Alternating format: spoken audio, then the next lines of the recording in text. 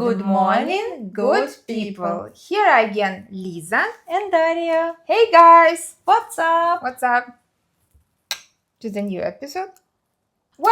Today I decided actually to choose some kind of an actually interesting and popular and exciting topic, as we believe, and this is of course stereotypes. I mean, if you live abroad, especially if you live abroad, or if you don't live abroad but you probably dream of living there, or you probably want to learn more information about this or that country, of course you normally go to some information. But if you don't, or if you still have many resources for that, you still have some ideas, thoughts, I don't know, prejudices, any kind of this stuff.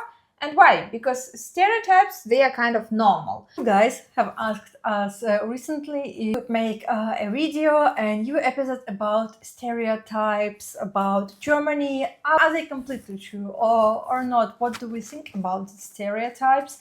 And are there any stereotypes that no one is talking about? And that's what we are going to discuss in this topic. Yes, we don't try here to generalize. We don't try here to say, okay, the entire nation is like this or like that. It's very personal. We are not going to judge or say something negative or positive. Not, as we promised actually in the previous episode about service. So here we actually failed to do that. It was much, but we were trying to be honest, guys. And here we will continue to do so. But every culture is great. Every country is wonderful.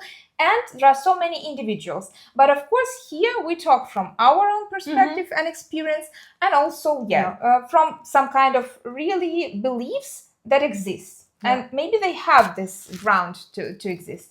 And that's why we actually prepared something. So here in this postcard, we have all the stereotypes that you sent to us, all the questions. So we try to clarify whether some of them are true or not, as Lisa has already mentioned. But actually, maybe we can have some kind of a discussion as well, because probably we have different experiences. Again, I've been living here for 7 years, Lisa, 3.5. 3.5. So, guys, let's start. So, with the first one, and of course we have here kind of a good idea, I think, because it's also stereotypes what Germans think of us. And us here we mean Eastern Europeans, and what we Eastern Europeans think of Germans, well, Western Europeans. So Daria, let's begin with the how Germans see Eastern Europeans, us. It is often said that we, Eastern Europeans, are more emotional and expressive rather than Germans. What do you think about this stereotype? I would think this is completely true. So, expressive, maybe outspoken. Based on myself, and okay, based on both of us, I would say that we are both pretty open and communicative, but that's somehow and very emotional. That's somehow our trait. But we are Sagittarius, guys. So astrology, that kind of stuff. I think we are like that because it's our. They are. This is like our trait of character, let's say, that we are outspoken, that we are easygoing. I wouldn't say that every Russian or Belarusian is the same, or also actually every speaks easily, every kind of person can start a small talk easily, that kind of stuff. Unfortunately, I don't think it's true. But I think we are probably, normally I would say that somehow it's interesting, maybe you know or you don't, that Eastern Europeans somehow are compared also with the Italians. I would say that we are somehow closer to these Western Europeans because they're also expressive, so they enjoy life, they love, celebrating, some kind of, dancing. Do you know that there is one new trend? And it is said that Slavic people are winter Latinos. You see? Yeah, so kind of here, the truth is somewhere in between. The third stereotype about us is that family comes first. So let's start with that. I mean, we got this kind of stereotype per email as we were searching for the stereotypes and gathering them. But do you generally personally agree it's true that there is such a stereotype, or how it's for you? I do agree. And you? I would say I kind of not somehow, but it's again because of my experiences, because of what I've seen. I wouldn't say that our people, I would say that somehow, many people, many things can be claimed. Like, for example, yeah, we are family oriented, or we love families. Let's have extended families. Let's get more children. But somehow now I can see that unfortunately it's not all about family. And I would wish more things to be connected with family, but in reality. And normally what I'm proud of living here is that I notice, and we discussed it with you as well, how fathers generally involved, in this upbringing of children, how they take care, and how they also have the same vacation period, as mothers normally have in our countries, but fathers here do the same. So somehow, and how many holidays in general they have here, because Christmas, every time, as I see, judged by my colleagues, friends, acquaintances, every time they try to use every opportunity to go home to visit their family, grandparents, parents. What I see here that it's fine to not to marry at all, or to be together for 10, 20 and years, still not be married. And still not be married, or think like, maybe this day, maybe later, another one. Another one, Okay. and all that stuff. And somehow in my home country, I know many girls who say like, I am, I want to date like no more than 2 years, and then I wanted to have a. Here I can also agree. Then it's somehow, again, partly true.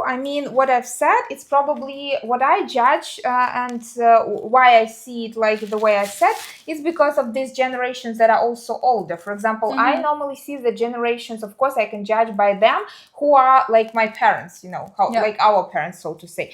And of course, the younger ones, they're different, as we all are, and life changes and so on. So many things come in between. We have here next, and this is women love to dress up. What do we need to comment? 100% too. Look at us. If you're watching us, look at us. If you don't watch, I can describe. We have here some kind of jewelries. I have some nails because I also have them, some bracelets, and tops. We have some shorts. Some we have colorful everything. clothes. We have pink colors because it's a Barbiecore a little bit. It's summer, for God's sake. So somehow, and also makeup. I would say for my country, it's really true. Is it for yours? Sure. And why? Let's just think about the reasons. Why is it so? Let's start with your country, because in mine it's pretty obvious somehow. Well, I would say like girls and women are celebrating this beauty, their femininity. Generally, they celebrate by having makeup. Yes, exactly. And that's how it's not about makeup. It's not about dressing up, but it's about the way they feel. It's the way they express themselves, and it's the way they want to look. Firstly, for themselves. I would also say that for me, it partly works because here you can see, normally for filming our episodes, I'm also dressed up and a little bit more than normal, because in everyday life, people who know me can say that, no, I'm not like this all the time. What concerns, if it goes about nails, they're always bright because I like them. It's just my thing. But for example, makeup, it's not that I do it every day and I don't like it every day. And somehow this German women, they are closer to me in this regard, because I think, it's so good. I don't like all making this, the whole celebration on my face, and it's so good that people don't do this also, like an everyday routine. For me, again, from my country, maybe women do this not only to celebrate this feminine kind of stuff or the celebration of life or beauty standards. Maybe it's also because of we have like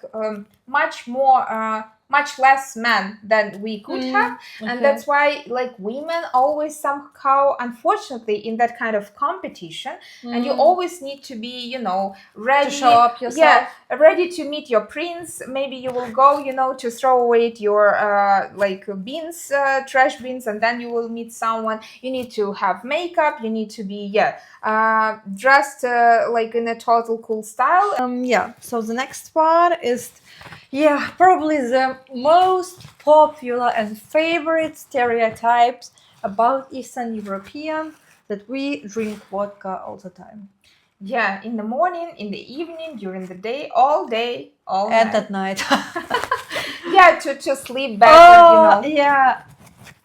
Do we have to add something here? It's Oh, not true. Well, it's not true. And well, I need to add something here, because I'm always pissed off and somehow it kind of frustrates me because I didn't expect that from people. I mean, you know that because we work together at the same company. Yeah. And somehow when we go somewhere, we have some after work events, they drinking. And they every time, I mean, now less, but every time you would find someone who would ask you, hey, why don't you drink? And then, I don't know, I mean, I generally don't drink. I mean, I can drink, so everything is fine with me. But I don't drink because I don't want to. And somehow it's so difficult for me also to understand how people think that I had some problems or I had some issues. Yes, or something was wrong with me. And now I'm somehow, healed. And now I can just enjoy life without alcohol. But it was from the beginning. I'm not prone to be drinking. But people are surprised, especially based on the fact that I am from Eastern Europe. Yeah, exactly. Like when I used to be a student, I used to, like here in Germany, and I was out with my classmates. We were like partying and all that stuff. They said to me like, "Yeah, Lisa, we were expecting you would drink more." Yeah. And I was like, "Yeah, because I'm from Eastern Europe," and they were like, "Yes." Because it's like the basic standards for you to drink. Let's move to another one. And this is, I know that. Actually, I liked it a lot. Everyone is the same. And here we meant countries. I would explain.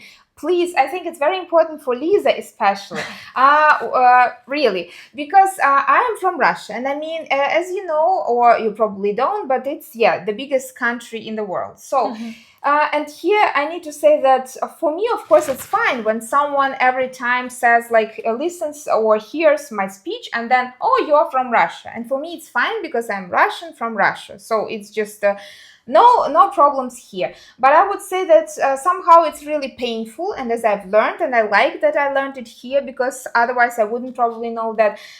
People, for you, just some attention, please. Some kind of, we need to inform you as soon as possible. People who speak Russian are not necessarily Russians and from Russia. So there are many countries, and people from these countries actually speak Russian. But this is because of some historical, reasons. And as there was the Soviet Union time, so people in every republic, they were supposed to speak Russian. So it was the common language. And that's why now some people from this post-Soviet Union space can speak still Russian, but some people don't. And it's not an obligation for them to speak, and if they speak, we are very thankful that they do. So it's just the language that unites us all. But actually, there are different countries with different people. So the last stereotype about Eastern Europeans is that we are more spontaneous or more flexible. Yeah, I would agree.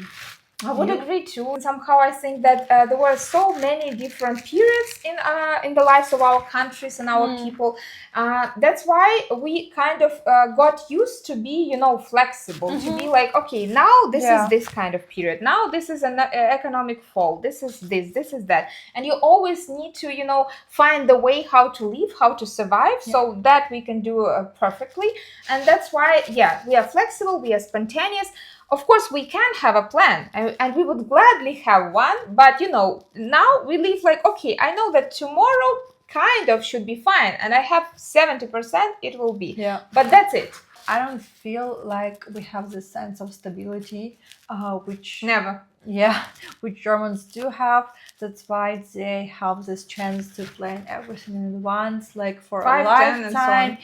So they when they're in the early 20s, they know what will happen when they will retire and when they will be 80. And for us, we don't have the stability, so you never know what will happen tomorrow. So all you have is today and now. So that was the last one, the last stereotype about Eastern Europeans, and now we would like to know about stereotypes about Germans.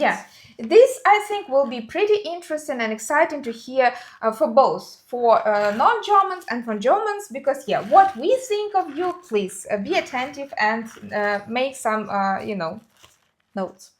So, I mean, this is probably the most favorite stereotype about Germans, punctuality. Lisa, what do you think about punctuality in Germany? Well, honestly speaking, I was impressed in positive way about German punctuality, and in this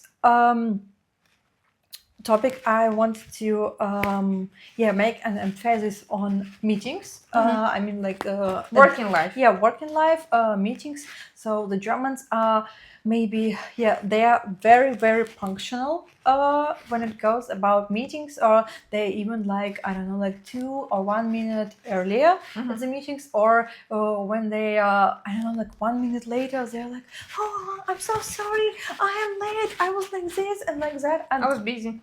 Yeah, I was busy, or I'm so sorry, I was in another call, and I was like, chill. It's fine. You know, it's a positive sign to appreciate your time and to appreciate your own time and the time of others. Yeah, and the time of others. Because, for example, in my home country, it's okay to be, I don't know, like Really? to be 5 minutes late. And here, like for example, if you have I don't know like 5-6 people in the meetings, and 5 of them are there, and you're waiting for the for one more person, so it's not very polite. On the one hand, I would say that I agree, because everything that concerns work, I mean working life and our meetings and that kind of stuff, I wouldn't also complain that someone was late. I would say, on the other hand, in general, I mean, I have a few German friends, like, I wouldn't particularly say are really, really punctual. I mean, sorry guys, I love you, you are the best. But somehow, they are like normal, you know, like we are, when we have some personal meetings, when I just come somewhere and we meet each other. So, there are some points where we meet each other. I wouldn't say that they are really early there. I would even say that I am a pretty punctual person, and maybe even, you are. Yeah, and pretty, they're punctual, I would say, because somehow it's like they're punctual. the English. This is somehow in my nature that again, what you said, and it's really important. I think I have some respect for other people. I want them to have respect for me. But some means of transport are not, and we all know of that. But we're not going to go too deep into details. But somehow, I think there are some reasons. If you know, for that. you know. Yeah. And if you don't, you don't. Exactly. So this is some internal joke, but if you live in Germany, you know. So the next stereotype goes rules and order, structure.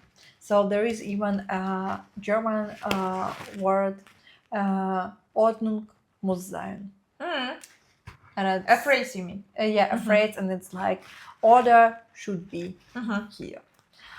Yeah, what we can say about it? Yeah, it's totally true. I would say. I would say the same. This is because, when we were talking about us being more flexible, more spontaneous, it's connected exactly tightly with this one, because they are structured. They love this Ordnung or order. They love plans. I think somehow what I've noticed here as well, everything that is being said or being kind of recommended also from the government, I would say, people like exactly some order that they have. They like to follow rules, and there are some advantages and disadvantages in that, as in everything. They tend to trust the system. Yeah, they tend to trust exactly the system.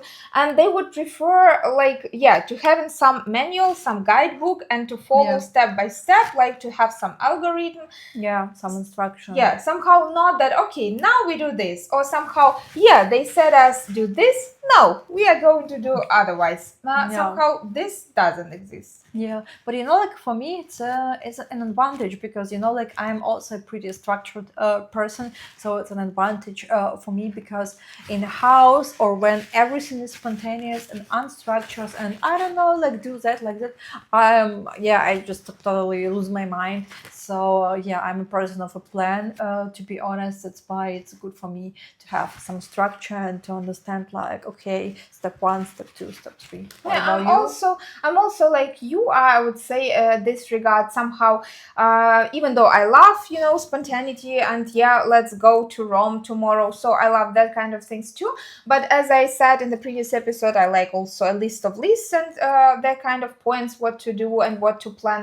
But for me personally, well, there is a lack of this spontaneity. I would say that I would prefer them to be a bit different, because sometimes I think same here. I would want some more solutions. Let's just have A, B, C, D, and maybe E, not just A. So at some points, in some situations, I would wish them to be more spontaneous. But structure, order, in a way that probably also, provides them with that famous stability. Maybe somehow this is the reason. Yeah, it's also connected from my point. So it's good. Oh yeah, that's one. Reserved personalities. Well, they are less emotional, less passionate, what we were saying about us, and maybe not that easygoing, not that outspoken. So tell me again, this is interesting. Is it easy or not to make friends with Germans? Well, for me... Tell me the truth. Well, for me it wasn't easy, and it's still not easy. I mean, I have some German... let me say like colleagues, comrades. Comrades, exactly. But real friends, I wouldn't say so. What about you?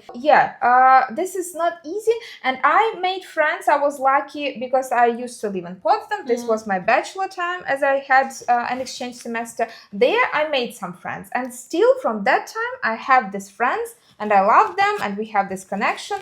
So I don't know, maybe some of these friends, I try to understand why was it possible for us. Maybe somehow because they also traveled a lot, because they had an experience of living in another country. Open-minded, right? Yeah, they lived abroad, they know the language, I mean English, maybe some other languages. So they were open from the beginning for this communication. And of course, it's an individual thing as well, because as I always say, not every person from my country or every person who speaks Russian is also my friend. So it doesn't happen like this, unfortunately or fortunately. Well, maybe some people are prone to be open to, Ausländerfreundlich, as we say, like you're open to international people. Some are not. Like, I don't know, like Germans in my life, and I think in your life as well, they're pretty open-minded to us. They're really friendly and very kind-hearted to us.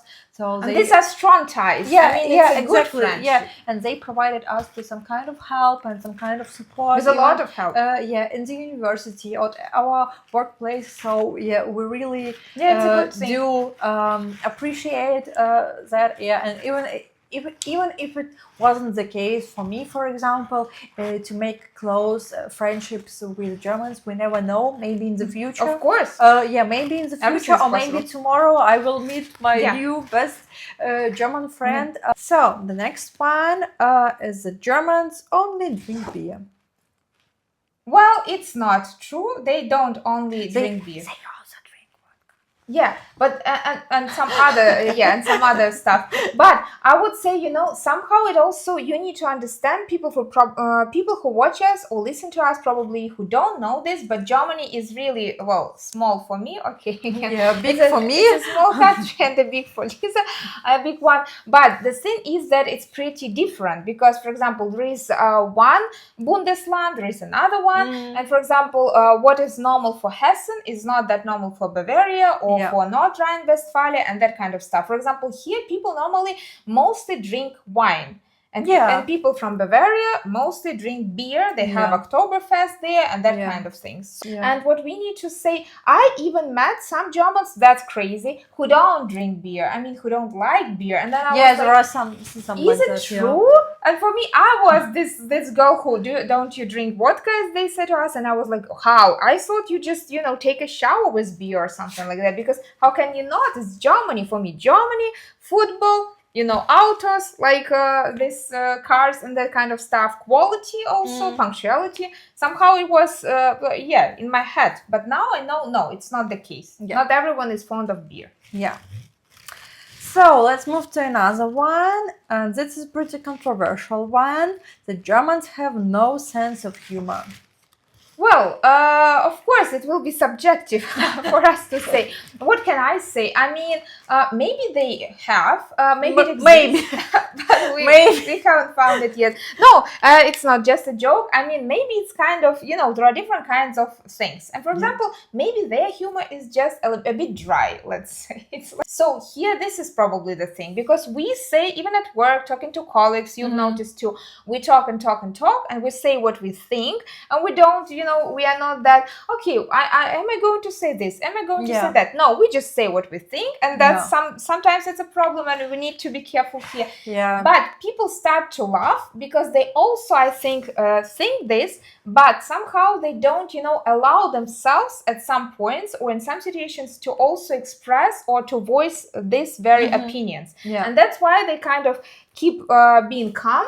But in general, they would also say that. But I'd say Germans do have a sense of humor, but it's a little bit different that we do. Yeah, so there are because it's a different culture. Yes, exactly. It's a different country. It's a different culture. So there are some Germans jokes that we don't understand, and we find it like, because we didn't live here. We just moved here. Exactly, yeah. And maybe like some jokes of us will be too silly or crazy, crazy or stupid or not funny at all for them. So this factor, this stereotype, we would say is exaggerated. No, they have sense of humor, they can laugh, and they do it perfectly. Yeah. Well, endless meetings, discussions. For us, I think it was somehow a discovery. I mean, for both of us at work, they really talk a lot. So it was a surprise because as we are two people who really also can endlessly talk. And even for us, it was like, whoa, please make some stop. What can someone talk so much? I mean, without any pause, without any break. So please. Yes, they're just expressing something, discussing a lot of stuff, which is, I think it's not that bad sometimes, but sometimes just... But what we said, so probably they are not so prone to the small talks as Americans are, and also we are not that prone to them, so here we have something in common. But they are prone to some long talks, I mean, to discuss something, maybe to gossip a little bit. So really, they like it, they tend to do it, so it's fine for Germans, to have some long conversations about any kind of issues. So if you have the stereotype that Germans are not so talkative and all that stuff, no, it's not true. Yeah. Well, just wait a little bit longer. Just try to become friends with them or at least colleagues. So what we have, and another one will be about appearance a little bit. So what we think of them, of Germans, socks, sandals, Lederhosen, and Dirndls. For me, those are such difficult words to pronounce, Yeah. So, okay, Lisa, is it true? Is it not? Do Germans normally have this traditional clothing or not? And if yes, where? Yeah, during Oktoberfest. Well, not necessarily, here I can say I was in Bavaria and it was not this Oktoberfest time. I would say it was April or May, and somehow I was showing my mom Bavaria and Munich, in particular, and then suddenly I was just going from one place to cafe to take some have some coffee, and then I've noticed there was a man. He was just really dressed up like in this Lederhosen. It's like leather pants and also Dirndl. I don't know. Dirndl, it's for women, right? Yeah, it's a dress. It's like a dress, this colorful, beautiful for Oktoberfest. But I mean, the man was completely dressed up like this for Oktoberfest time. And then I thought, it's not October, it's not Oktoberfest, it's not September, even when they actually have this holiday, this fest. Maybe he had all his clothes in the washing machine.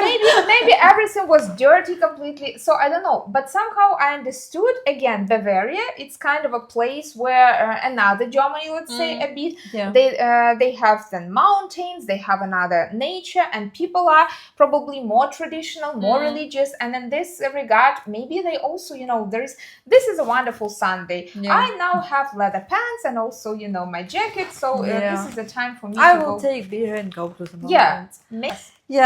So maybe the last one. The last stereotype, guys, for today is the Germans do wake up early, and well, I would probably agree. In comparison to some other Europeans, Germans really are punctual and wake up early. So Yeah, like in some companies, you're even allowed to start working very early, like at 6 a.m. And many people do this. Many people do. Many people use this opportunity. Yeah, they work at I don't know, like at 1 or 2 p.m.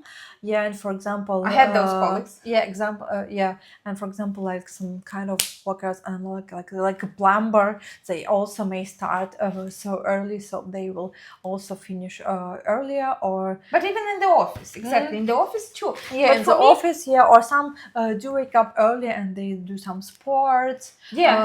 Maybe not Germans, of course, only do this. It's not after work, it's before work. To kind of be busy before, so to use the day to the fullest. But for me, actually, it was surprising, because I mean, there are of course some individuals and they do prefer to get up early, because some people like to get up early, some not.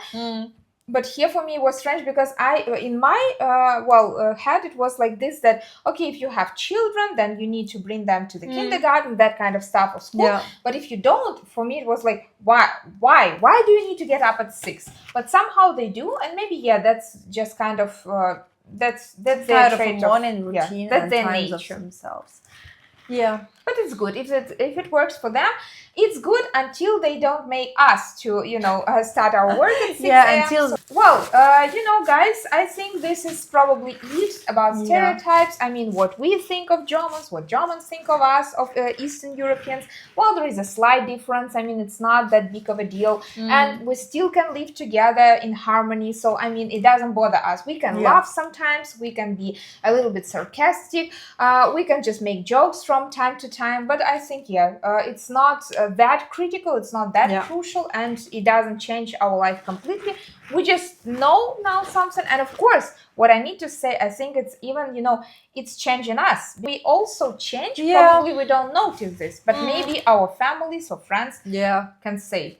Yeah, we also develop our personalities and take some advantages from both worlds. We try to be the best versions of ourselves, trying to accept everything that we get. As Hannah Montana, you get the best of both worlds. Yeah. So, Lisa, let's probably come to our tradition. Last time we didn't, but it was really such a hit. But today it's not such a hit, so we don't forget about one fact about Germany. And what is this fact today? Well, a month ago, Daria and I had a wonderful opportunity to attend a wedding of our dear friends. And what is very surprising for us as Eastern Europeans here in Germany is that during the German weddings and also some kind of like Sommerfest events, or Christmas corporate events, thank you, there is no host or there is no moderator. Who moderates something, who actually try to involve involve the audience, who try to have some connection, contact. Well, not in our opinion, it should be not just eating, drinking, but something more. So there should be some kind of a program with like different activities to interact with people, to entertain them, so they can interact with each other and get to know each other. So here in Germany, but some kind of corporate event or even a wedding is just a very expensive dinner. I would say it's an expensive dinner. This is what it is. Also a good party, of course. But I mean, thanks to the fact that it was the wedding of, it was not completely the German wedding. That's why we had the opportunity and the chance to enjoy the moderator and his kind of things that he prepared for us. But somehow, I mean, for Germans, I think it's probably not the case, and it will be an exception, because probably it also costs a lot. But somehow they don't need this, because as I got the idea, so they have someone from the family or among the friends, a person who will prepare that it all. Or grooms or bridesmaids. Who will take care of it. So that's it. And guys, thank you that you are with us. We are with you. And, life doesn't always celebrate us, but we need to celebrate life. Exactly. That's a famous phrase already. I mean, but it's kind of hot again in Germany. So I don't know how it's for you, but we wish you a good weather, a good summer, a good mood. Please try to be healthy mentally and physically. We love you guys. Yeah, don't forget to drink enough water. Don't forget to subscribe. Tell us what do you think about the stereotypes about Eastern Europeans and Germany. Share your stereotypes about Yes, Germany. share your stereotypes about Germans or also about other cultures. It will be nice to read. Yes, so we are very glad you're with us, and we will be very happy to see and hear from you just in 2 weeks as usual. Yeah, see you just in 2 weeks. Bye. Bye.